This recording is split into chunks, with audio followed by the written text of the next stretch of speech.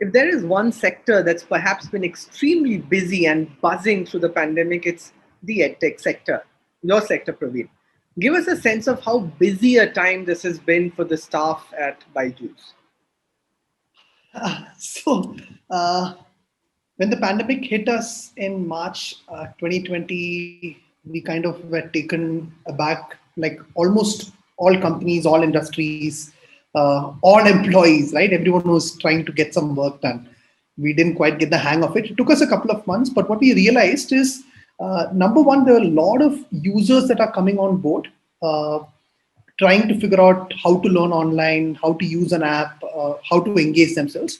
And what we also then realized, thanks to schools not being able to function, is that the whole prerogative of teaching, whole classroom, the definition of classroom started changing. And I think we've been hearing it for a year now. What has happened in the last 1 year has not happened in the last 100 years in terms of change for classrooms. So it's been busy for us. We've been doing multiple initiatives. We were a learning app. We are a live class now. We have at this point of time more than 10,000, 11,000 teachers who are teaching students 1:1. We have initiatives that we have started off with Google Classroom to help teachers in schools anywhere in India or the world teach and learn. Like I'm losing out the number of things that we have been able to do in the last 12 months. It seems like we didn't do anything for the last 5 years. So Okay.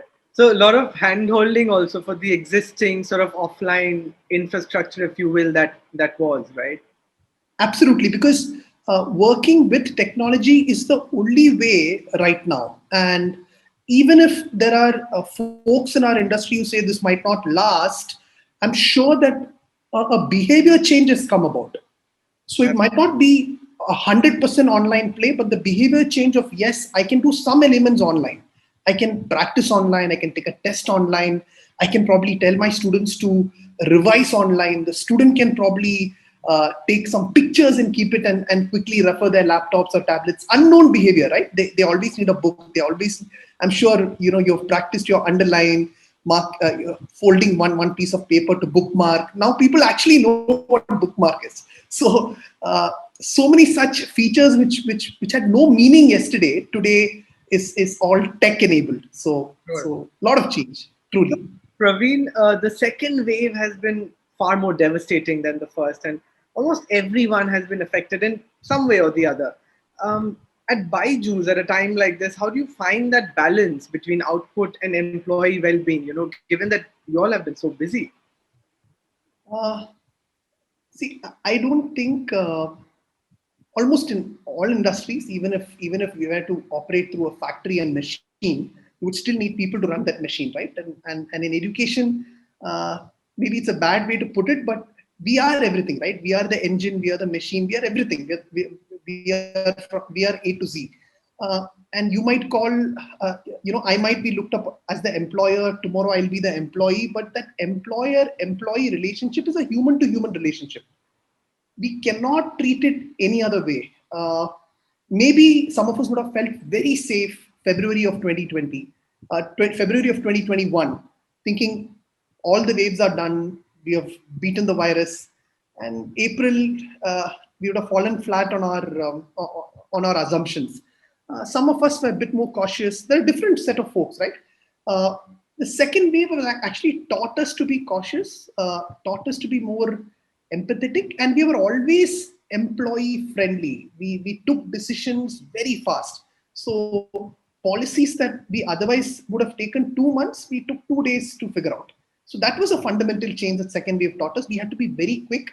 We started getting a lot of frantic calls, panic calls. We understood work, put it aside. Our extended families are getting affected. So we had to figure out ways to solve that.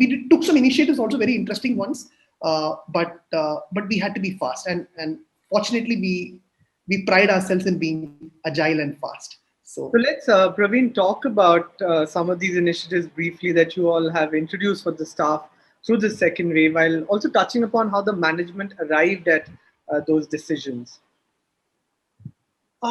So Come January 2021, we were clear the vaccines are going to get rolled out, but the time for specific age groups will be decided by the government, right? So vaccines were always there on the top of our mind. But the moment April hit and we knew that vaccines are getting expanded, but the second wave has started, we understood that's not the problem. We have to extend help. And the help, obviously, we're not in the medical sector, the healthcare sector. All we can do is give support, connect our employees to places where medical help can be given, or help them with the medical expenses. And medical expenses, unfortunately, have been unbearable for most people. So what BYJU Ravindran did, our CEO, is he shot out a mail. It was really painful to read it. He spoke about his parents and the fears that he had, and he put out a fund. That's the first phase of our fund. We are even looking to extend it if need be. It is a 20 crore fund for all our employees and their families to avail for extended hospitalization. At this point of time, what we are seeing is we have realized our mission or dream of starting vaccinations. Over 1,500 of us have got vaccinations. Long way to go though, because vaccines are in short supply as we speak, but we've been successful there. And I feel truly the solution will come about only when we try or we pull all these levers, get the vaccines, help our employees, safeguard their families, follow norms. I know it's been being told for like 15 months now, but that's the ultimate golden rule, right? So we extended all of this. It has been kind of COVID specific, wonderful initiatives, really helped a lot of us. We've got a lot of mails from people who never even would have sent a mail otherwise, saying this was really helpful. It helped their brothers, it helped their mother, grandparents. They sent pictures. It was touching actually. Yeah, and we felt connected actually after a long time, because from March 2021, it's now that everyone's rallying behind each other. So I think the wave has done a little bit towards ensuring that distances don't matter, right? So we help whatever be the case. Right. Praveen, some recent studies seem to suggest that remote working makes people more productive. But then there are other schools of thoughts as well. Obviously, what is your company's take on this? So, see, we're a digital company. We're a digital first company. We have app in our name. So, online is the game, right? But having said that, when it comes to work environments, the collaboration that comes about when 2, 3, 5, 10 people sit together, that's different. That has to continue. I don't see us going 100% online or 100% work from home. People still want to come, meet up. We have even tried some innovative options in terms of coming to office once a week, gathering twice a week, different locations. We have 80 offices in India. So, some of them have never opened, but we have tried all those options which we could. We have fiddled around with it. That's the right word. We'll have to rethink on how it is. As of now, it's work from home. And if you want to meet up, you can meet up. So redefining that office space is going to be the game. Maybe just allocating areas and telling, you book it online. And we have worked on a few solutions. Too early to say whether we'll be, I don't know, a caravan type office. You go wherever, you work wherever, you sit in whichever office, utilize all 80 office spaces, new places every week. Those are all options that are alive at this point of time. We work from home as we speak, and it has been productive because we are doing digital work and we're pretty enabled that way, thankfully. So going forward, let's say in a post-pandemic world order, if you will, flexible and what's the word? Hybrid is something that you're likely to adopt, and you will sort of tinker around and figure out what's the best fit for BYJU, if I'm getting that right. True.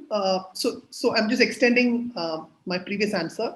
So you picked that word, hybrid workspaces. So hybrid can have multiple meanings. Hybrid can mean that I'm sharing my seat with someone else. It can mean that I don't have a seat at all. I just have a space. It can mean that we're just meeting up for parties or gatherings or brainstorms or huddles.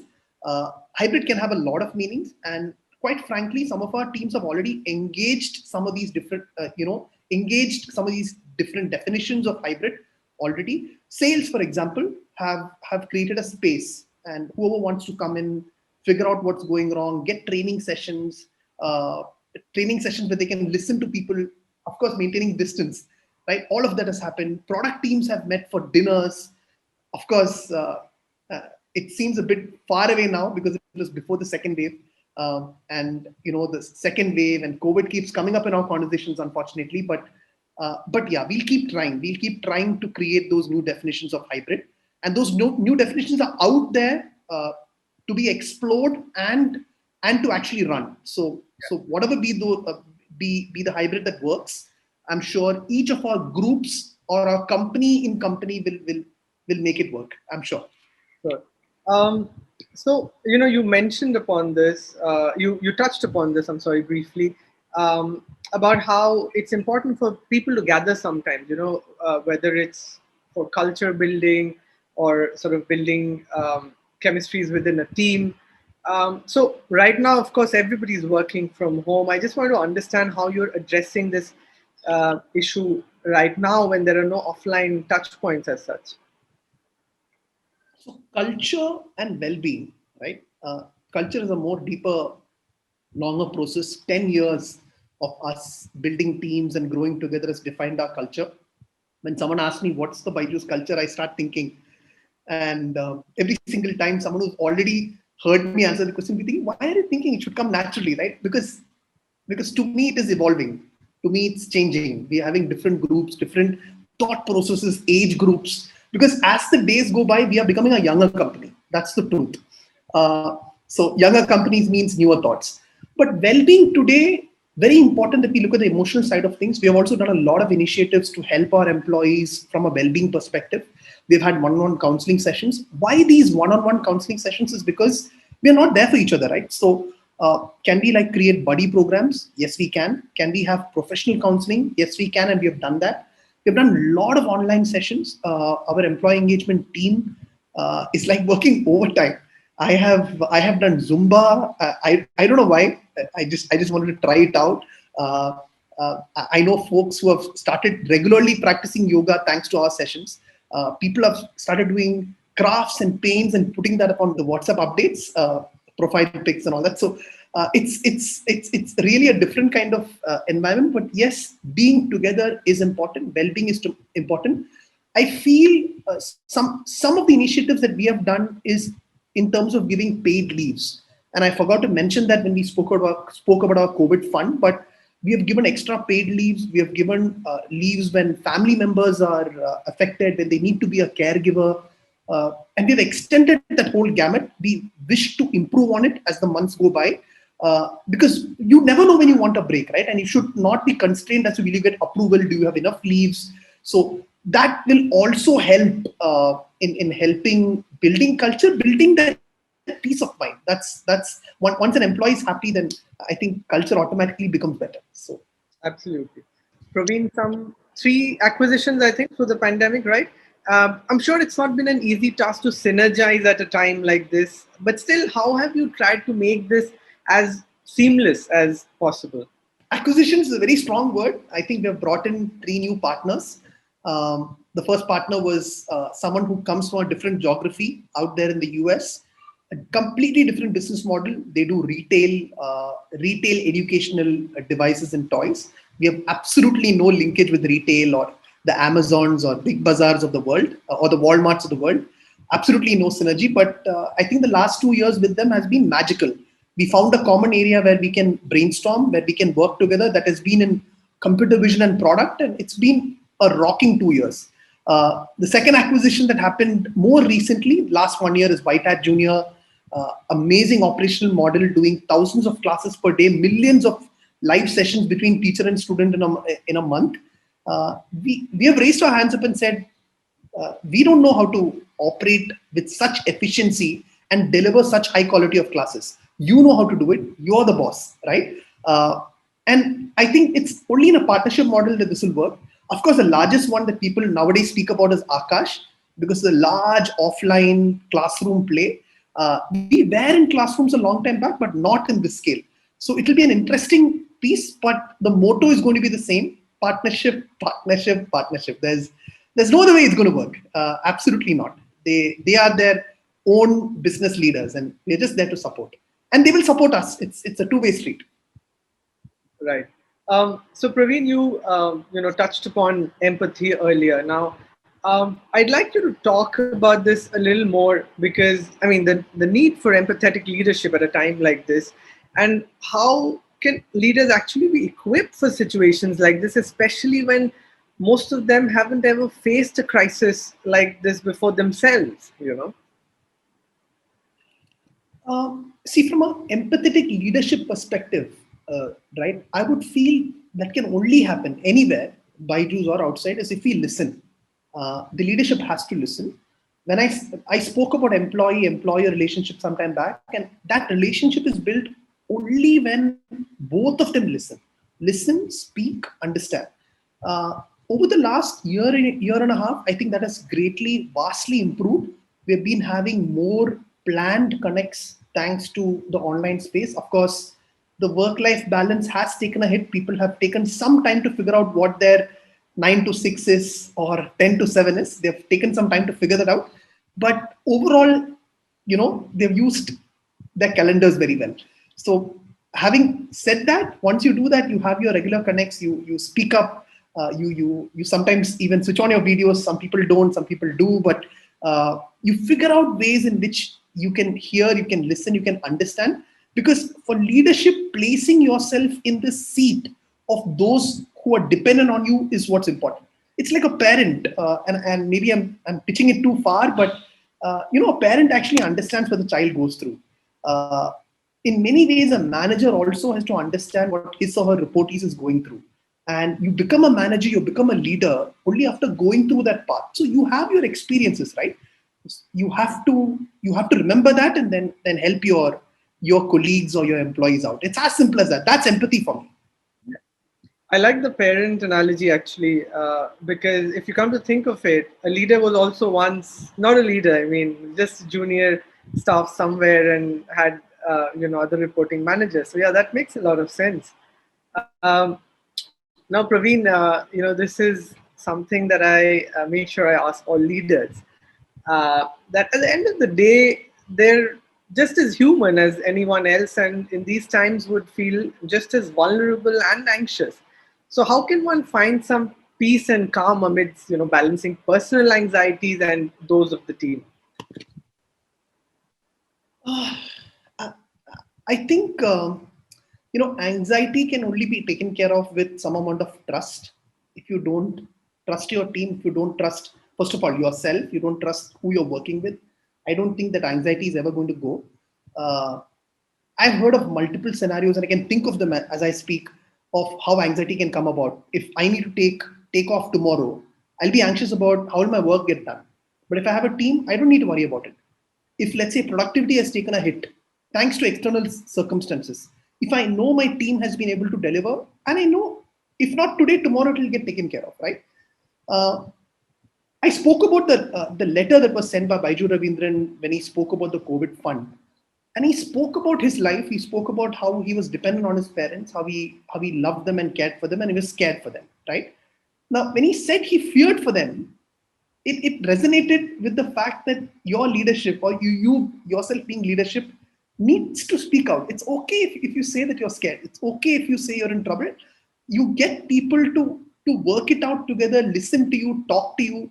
I feel that's the only way we can go forward and remain calm, because uh, there is nothing called a steady state of calmness, right?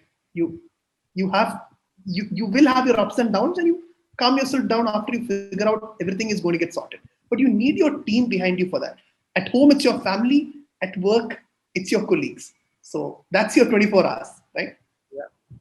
So, also the sense I'm getting from you, and I also get from a lot of other leaders that I speak with, is being vulnerable is okay, and don't be shy or don't be afraid to show vulnerability, even if you're a leader.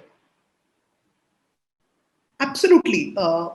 I've had over the last 3 months, especially, I've had a lot of people call me who I never expected to call me for help. And what that has helped me do is that has helped me also reciprocate. When I am stuck somewhere, I need assistance for someone, I take up the phone and call. I think that has been a pleasant change that I've noticed in 2021. Maybe not so much in 2019, slightly in 2020, but that's a pleasant change. Accepting it, and I agree with you there, spot on. You need to open up. You need to accept. That's the only way. I think that's a good note to end on, Praveen. Thank you so much for joining us on the show today. We really appreciate it. Thank you. Thanks for your time. Thank you. Take care. Bye bye.